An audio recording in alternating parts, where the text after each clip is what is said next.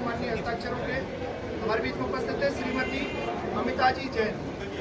आप अखिल भारतीय उपाध्यक्ष हैं राष्ट्रीय सेवा भारती के लिए और किशोरी विकास कार्य का अखिल भारतीय आयाम प्रमुख के नाते कार्य देख रहे हैं। साथ में उपस्थित है श्रीमान विनोद जी बिड़ला। आप राष्ट्रीय सेवा भारती के अखिल भारतीय स्वावलंबी आयाम के प्रमुख हैं और राष्ट्रीय सेवा भारती के ट्रस्टी हैं। आज की पत्रकार वार्ता 3 दिन तक जिस तरह के कार्यक्रम पूरे आयोजन हुए उन सब से लेकर के समापन तक का विषय रखने के लिए पत्रकार वार्ता के लिए मैं निवेदन करता हूँ माननीय विनोद जी बिड़ला से। क्या पत्रकार वार्ता सर्वप्रथम सभी का स्वागत, अभिवादन। 3 दिन से जो ये महा आयोजन यहाँ पर चल रहा है उसके बारे में बता करके फिर थोड़े क्या काम चलता है उसके बारे में बात करेंगे। इस विराट आयोजन में पूरे देश भर के यहाँ पर प्रतिनिधि उपस्थित हैं।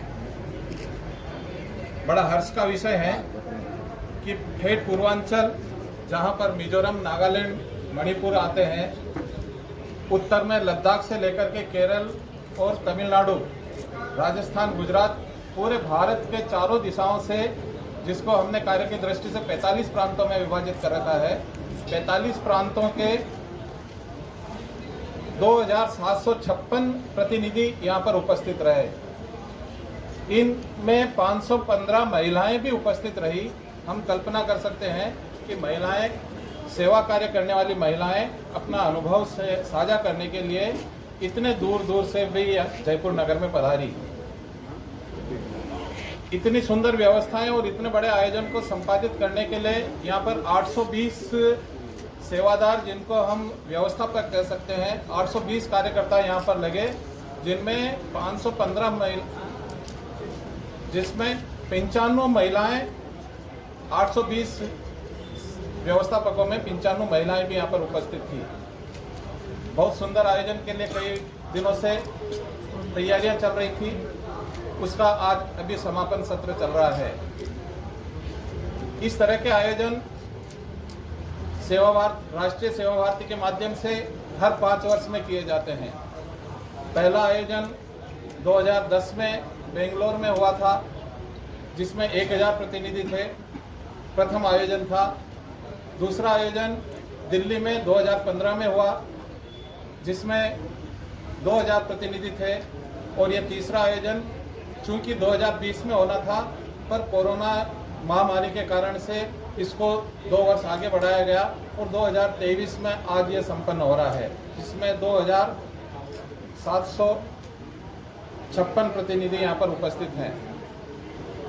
संगम का उद्देश्य वास्तव में एक दूसरे के अनुभवों का लाभ लेना, पूरे देश में क्या चल रहा है, हमारे यहाँ क्या चल रहा है, ये बताना, दूसरों के जो काम चल रहे हैं उन कामों से कुछ सीख लेना और अनुभवों के आधार पर अपने क्षेत्र में नए काम की योजना करना।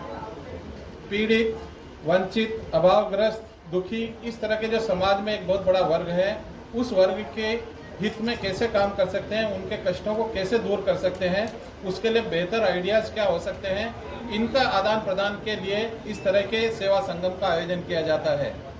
इस सेवा संगम में कई तरह के बड़े प्रोजेक्ट्स चलते हैं, छोटे छोटे काम चलते हैं। एक मोहल्ले में एक स्वयं सहायता समूह चलता है, उसका भी यहाँ पर उल्लेख हुआ है। और कई जगह बड़े काम चलते हैं जिसमें हजारों लोगों को रोजगार मिला है, हजारों लोगों को चिकित्सा सहायता मिली है, उनका भी यहाँ पर उनके कार्यकर्ताओं ने पूरा विषय रखा और शेष कार्यकर्ताओं ने अपने अपने क्षेत्र में जाकर के इस तरह के काम खड़े करने की यहाँ पर योजना भी करी है।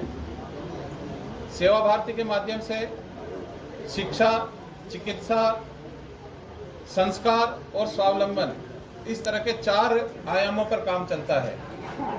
शिक्षा के माध्यम से संस्कार केंद्र, कोचिंग क्लासेस, होमवर्क सेंटर्स और कुछ जगह स्कूलों का भी संचालन किया जाता है।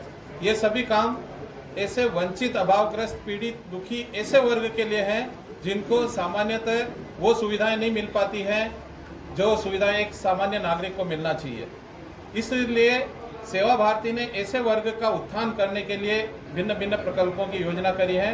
वो वर्ग जो अपनी सारी ऊर्जा 2 वक्त की रोटी प्राप्त करने में लगा देता है, उसकी ऊर्जा अपने बच्चों में संस्कार, अपने बच्चे पढ़े लिखें, उनको उचित रोजगार मिले, उनके स्वास्थ्य के बारे में पूरी सुविधाएं मिले, इसके लिए उनके आर्थिक अभाव के कारण वो नहीं कर पाते हैं, तो इसके लिए शिक्षा की उनको सहायता करना, इसी तरह संस्कारप्रद कार्यक्रम चलाना, संस्कार केंद्र चलाना, बाल गोकुलम चलाना, किशोरी विकास के कार्यक्रम दीदी पास में बैठी हैं, ये पूरे देश भर में संचालित करती है। किशोरी बालिकाओं की सुरक्षा, उनके स्वास्थ्य की चिंता करना, उनमें संस्कारप्रद कार्यक्रम चलाना।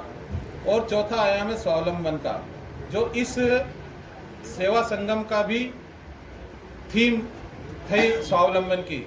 इस सेवा संगम की थीम थी समर्थ स्वावलंबी भारत, समृद्ध भारत। भारत समृद्ध होगा तो इसकी वॉइस में वो दम आएगा जो भारत एक विश्व गुरु के स्थान के लिए अपने आप को तेजी से अग्रसर कर रहा है। इसीलिए अब जो अगले 5 साल में तेजी से इस दिशा में काम होने वाला है कि भारत समृद्ध कैसे होगा।